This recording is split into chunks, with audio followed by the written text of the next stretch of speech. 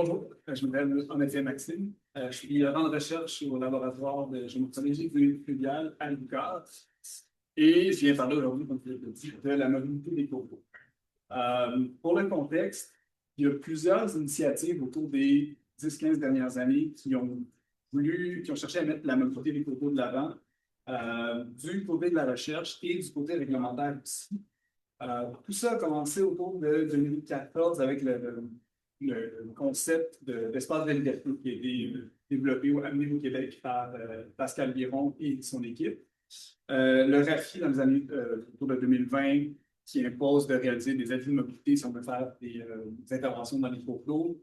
Le projet Mobilité 1, le projet sur lequel on a travaillé à l'UQAR, c'est améliorer les méthodes de cartographie de la mobilité des cours d'eau. Développement d'outils d'identification des secteurs prédisposés à la mobilité dans les cours d'eau.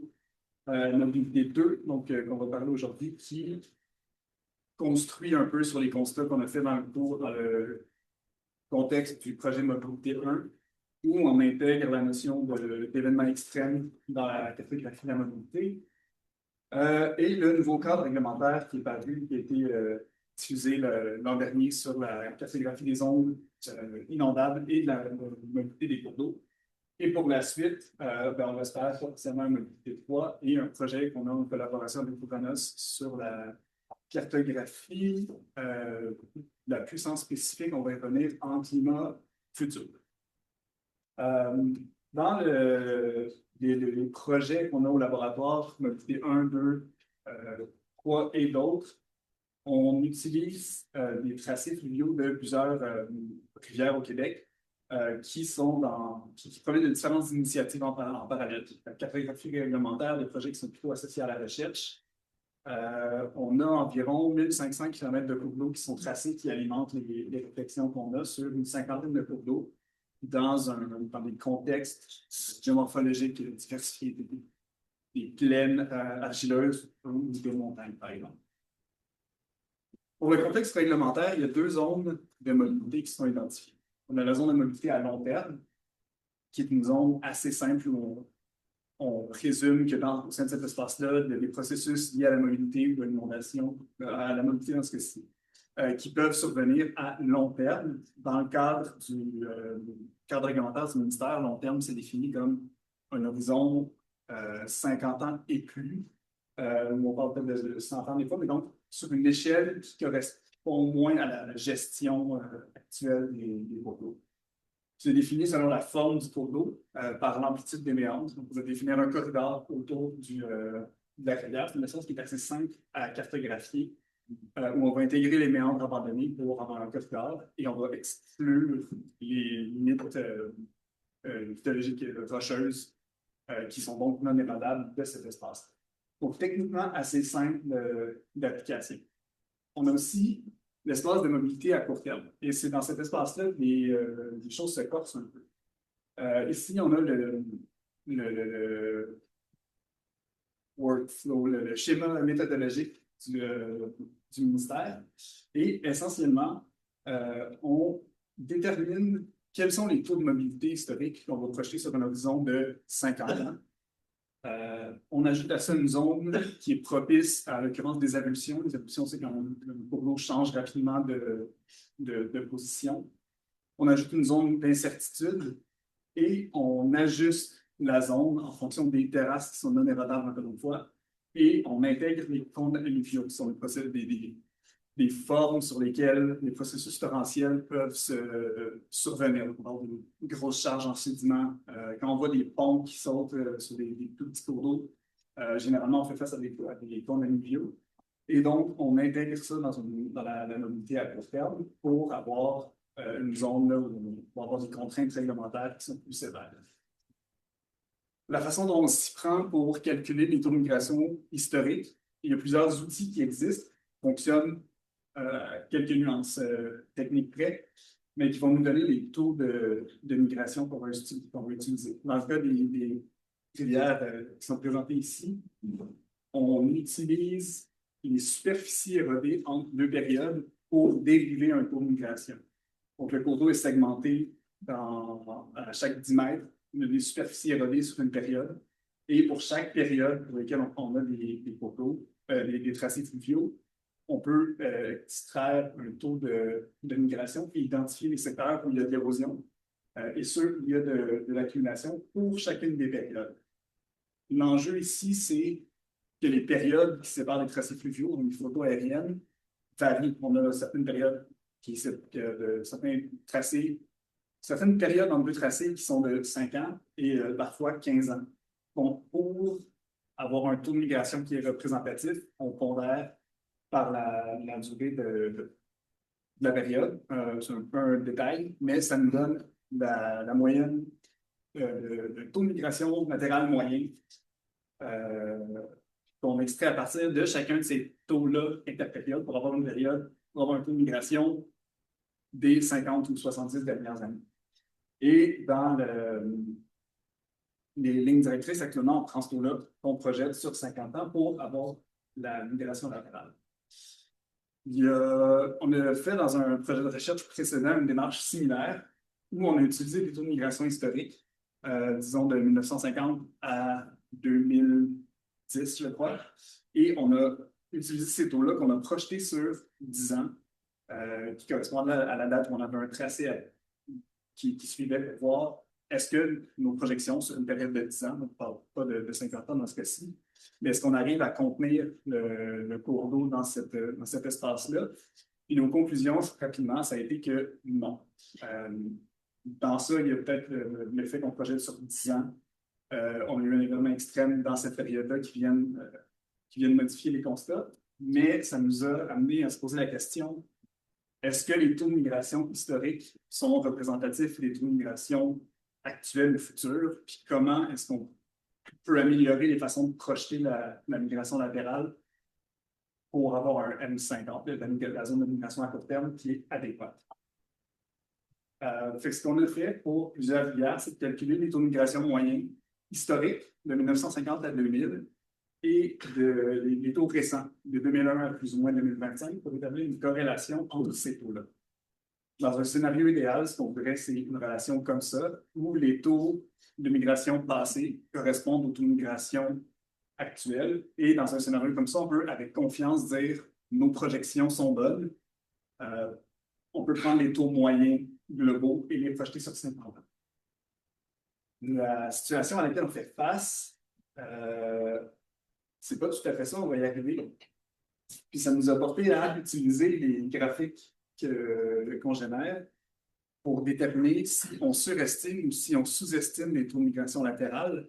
Et si on la sous-estime beaucoup, c'est là où ça devient un enjeu, parce qu'il y a des règlements qui sont associés à ces cartes de mobilité-là, et des risques aussi, incidemment. Donc, si on projette moins loin qu'on devrait, puis il y a de l'érosion dans une zone qui n'était pas techniquement cartographiée en zone de mobilité à court terme, ça peut créer des enjeux. On peut aussi utiliser ces tableaux-là comme étant une grille d'analyse pour savoir comment le cours d'eau se comporte. Donc, dans une perspective un peu de changement d'état. Si on est, par exemple, dans le cadran supérieur gauche, où on sous-estime les taux de migration, c'est parce que potentiellement on est dans une zone qui est en accumulation historiquement, mais qui maintenant est mobile, donc on l'échappe. Même chose, on peut être dans un cours d'eau qui est stable et qui se met à méandrer. Donc, on peut aller chercher de l'information à partir de cette graphique-là. Et c'est important parce que dans la plupart des rivières, on n'a pas la belle relation 1-1 qu'on cherche à avoir, ce qui nous donne, pas ce qui ne nous donne pas confiance, mais ce qui soulève des réflexions quant à les taux de migration qu'on peut projeter. C'est pour ça qu'on va chercher à aller plus loin et à utiliser ces données-là. Ce vers quoi ça nous mène, ultimement, c'est quand on regarde moins d'une façon régionale, mais qu'on regarde à l'échelle du cours d'eau ce qui se passe, on peut identifier certains processus. Donc, ce qu'on a fait, c'est qu'on a identifié pour chaque point où il y a une discordance de plus ou moins 2 mètres entre les taux historiques et les taux récents. On a identifié ces points-là. On les a rassemblés en grappes pour aller voir sur les cartes qu'est-ce qui se passe dans ces secteurs-là. parce que ces signaux-là peuvent peut-être être des erreurs méthodologiques, des décisions, des placements de transects qui sont pas au bon endroit, ou des processus qui sont actifs maintenant qui ne l'étaient pas avant. Et si je prends l'exemple de la rivière Sainte-Anne, dans la région de Port-Neuf, ici, sur l'image de gauche, on a la photo de 2002 avec les tracés de 1964 et 2024 qui sont superposés. Et on voit que sur la berge de droite, qui est à droite, la berge gauche, c'est ça les bons points, de rond en rond, on a de la migration amont-aval qui se fait. Donc, dans le cercle jaune, on a un tronçon qui était historiquement stable et qui se met à migrer parce que la direction de l'érosion se fait vers l'aval et non vers le côté. La fonction de la position de nos outils qui servent à mesurer la migration, ben, on cherche à aller repérer la migration latérale. Quand la direction de l'écoulement change, on échappe à certains signaux. Et ici, on a aussi une berge qui était historiquement stable ou à peu près un peu en accumulation qui se met à s'éroder. Donc, dans ces secteurs-là, si on prend les taux de migration moyens historiques de 1950 à 2025, on ne projette pas assez loin. Donc, notre carte est erronée en ce sens-là. Mais ce qu'on pense qu'on peut faire, c'est utiliser ces matrices-là pour aller raffiner les cartes à une échelle qui est plus localisée quand on s'attarde à faire la cartographie. Et ce vers quoi ça peut nous mener, c'est peut-être proposer de faire de moduler les taux de migration qu'on projette pour faire les cartes. Plutôt que de prendre la période historique complète, si on pense qu'on sous-estime, ben on pourrait, derrière ces berges-là, projeter le taux de migration récent qui correspond plus à la dynamique contemporaine ou actuelle de la rivière à ces endroits-là. Ce qui peut influencer les taux qu'on mesure par rapport à ceux auxquels on s'attend, c'est d'autres processus, par exemple. Il y a Mathieu qui a travaillé sur l'interaction entre la dynamique fluviale et le mouvement de terrain sur la rivière du Gouffre. Puis ce qu'on peut voir ici, c'est un DOD, donc la différence d'élévation entre un modèle 3D de 2023 et de 2003 et 2013 sur les lidars. La grosse zone en rouge correspond à un glissement de terrain. L'introduction massive de sédiments dans la rivière qui, dans ce secteur-là, est possiblement venu obstruer le canal au complet, qu'il a fallu se faire un chemin à travers les dépôts. Et ça nous donne de l'accumulation dans les calculs qu'on fait sur les deux berges. Donc, ça vient influencer le taux de migration qu'on estime qu'on peut avoir. Cas de figure similaire, on a un glissement de terrain qui est venu repousser le canal et qui s'est donc déplacé dans la direction opposée à celle à laquelle on s'attend. On s'attend généralement qu'il y a un banc de convexité qui se forme dans un méandre avec la berge extérieure qui est en érosion. Ici, on a eu de l'accumulation à cause des dépôts du glissement de terrain sur la berge pont 4. Oui, pont 4. L'érosion sur la berge convexe. On a le banc d'accumulation qui est en construction a été érodé. Et dans un troisième cas de figure, on a ce qui semble être un glissement de terrain qui repousse le cours d'eau et qui, en aval, va changer la direction de l'écoulement et modifier des zones d'érosion en augmentant dans certains secteurs. Donc, ce qu'on réalise, c'est que la migration latérale, c'est un processus qui est non linéaire, qui fluctue en fonction des cycles de crue. Hein, on peut avoir une crue majeure qui va donner des grands taux d'érosion pendant une certaine période qui vient après. Et il y a l'interaction entre les autres processus et la migration latérale qui complexifie l'isolement de chacun des processus et la mesure de chacun des processus. Puis ces processus-là, c'est les évolutions, les mouvements de masse, l'élargissement et les effets des changements climatiques et des événements extrêmes sur la fréquence et l'intensité de chacun de ces processus-là.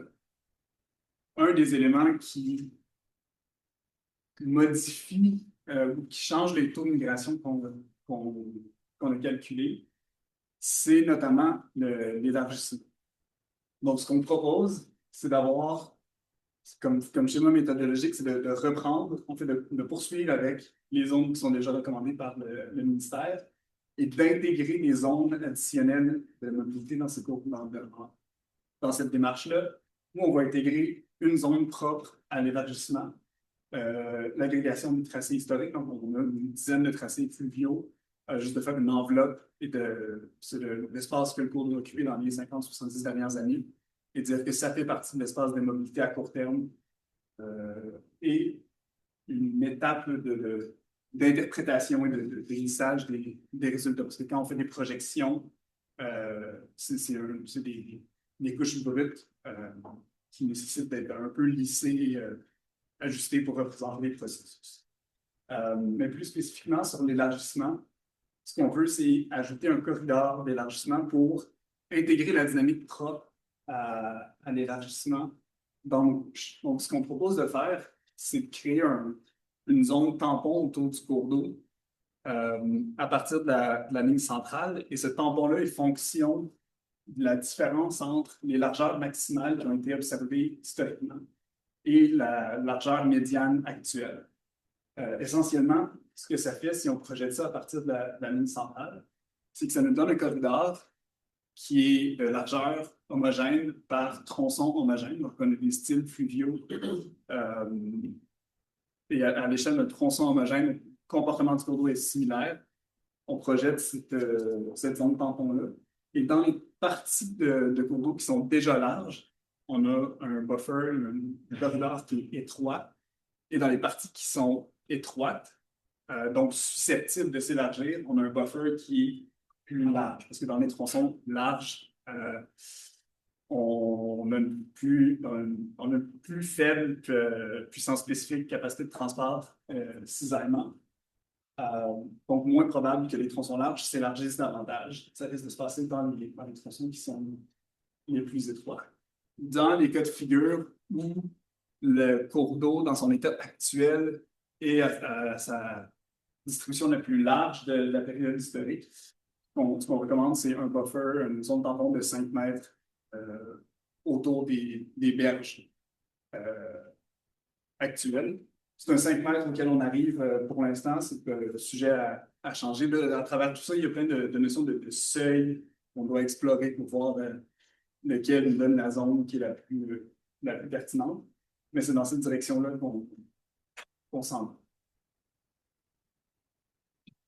On constate qu'on a de la difficulté, on se rencontre des défis en utilisant les taux de migration historiques pour cartographier actuellement.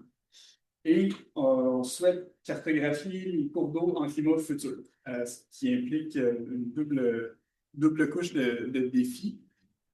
Puis la façon qu'on a utilisé, en fait, ce qu'on vise à faire, c'est de s'affranchir un peu des taux de migration historique pour identifier des cours d'eau qui ont le potentiel d'être mobiles. Et le proxy qu'on utilise pour arriver à cette cartographie-là, c'est la puissance spécifique. La puissance, et incidemment la puissance spécifique, c'est des mesures d'énergie qui sont associées à du déplacement de sédiments et à de l'érosion potentielle. Donc, pour la puissance spécifique particulièrement, les variables qui changent sont la pente du chenal, la largeur et les débits. Donc, ce qu'on propose de faire, c'est de cartographier les tronçons dont la mobilité est sensible au changement climatique en utilisant des seuils de puissance spécifique. Dans la littérature, les seuils de puissance spécifique associés à la mobilité, il y en a plusieurs qui sont relativement connus. Dans la première étape du projet, ce qu'on veut faire, c'est identifier dans les cours d'eau du Québec, à partir des 1500 km qu'on a, quels sont les seuils dans nos régions, dans différentes régions physiographiques de puissance spécifique qu'on peut associer à la mobilité en climat actuel. Et dans un deuxième temps, on veut cartographier la puissance spécifique en climat futur pour voir est-ce qu'il y a des secteurs qui sont stables maintenant, qui sont susceptibles de s'activer dans l'avenir qui sont susceptibles d'excéder le seuil qu'on a identifié pour les rivières du Québec pour finalement faire des recommandations à court, moyen ou long terme sur la cartographie réglementaire, ça.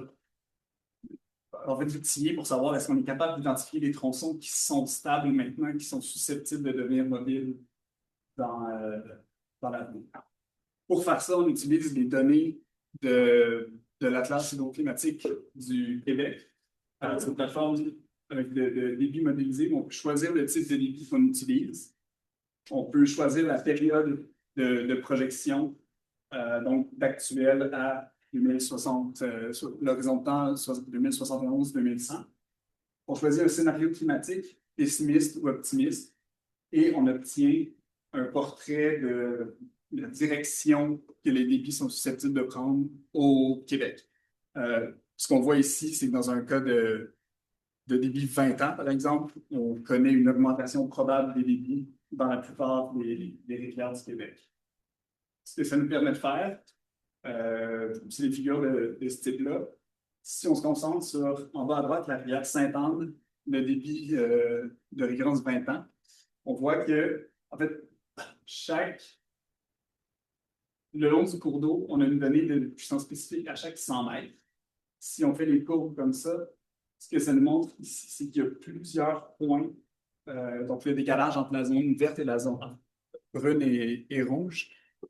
Il y a un déplacement vers la droite. Donc, les puissances spécifiques à plusieurs endroits sur la rivière augmentent pour le débit 20 ans. Donc, à partir de ça, on peut faire une différence sur des cartes pour identifier les tronçons stables susceptibles de devenir mobiles. Voilà. Ce qu'on retient, c'est que la migration latérale, encore une fois, c'est un processus qui est non linéaire. Il y a des défis méthodologiques, c'est un aperçu rapide, mais c'est quand même tout un casse-tête parfois de projeter les taux de migration adéquatement sur les cours d'eau. On pense que la comparaison des taux historiques et des taux contemporains, si on peut appeler ça comme ça, nous permettent d'identifier, de cibler des zones où il y a d'activation récente de processus et de bonifier la cartographie dans ce sens-là. On pourrait moduler les taux les taux de migration projetés dans ce secteur. Que la cartographie spécifique d'une zone d'élargissement peut nous aider à ajouter de la robustesse aux cartes qu'on produit et on cherche à identifier des tronçons où les changements climatiques sont susceptibles d'affecter la mobilité des cours d'eau dans un horizon de temps modéré.